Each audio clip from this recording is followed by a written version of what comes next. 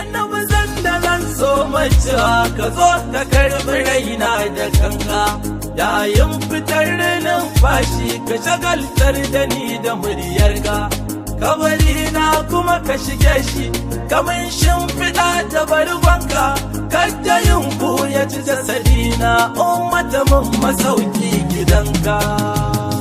Na gode.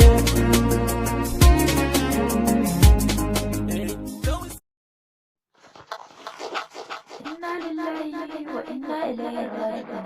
Inna lillahi wa inna ilaihi raji'un. Allah ya yi wa Muktar Sise rasuwa a jiya Lahadi, wanda za a yi jana'izarsa a yau Litinin karfe 10 na safe.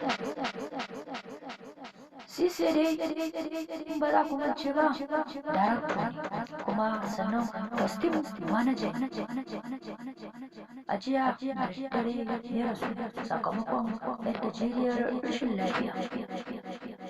Ba wuya ya fara sanar da mutane cewa inna lillahi wa inna ilaihi raji'un.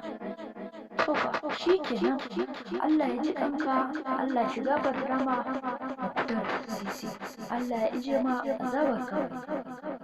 Muna nan sai Hassan Danja babban amininsa ya ce shikenan rayuwa ke, Allah ya ji kanka abokina, Allah ya gafarta ma, Allah ya ije ma azabar kawai.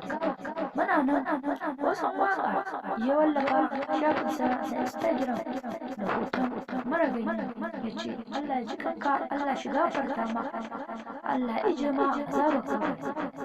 Mutanen Ilyasu Abdul Tantiri shi ma ya ce Allah ya ji kanka, Allah ya gafarta ma Sise, yaro mai kirki.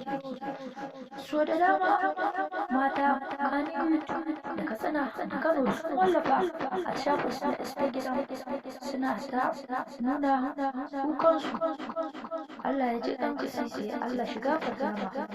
Jarumi Dauda ya wallafa shi ma shafinsa na Instagram ya ce Allah ya ji kanka Sise, Allah ya gafarta ma, Allah ya ije ma azabar kawai.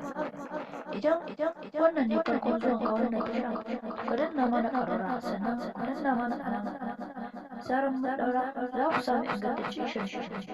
Mun gode.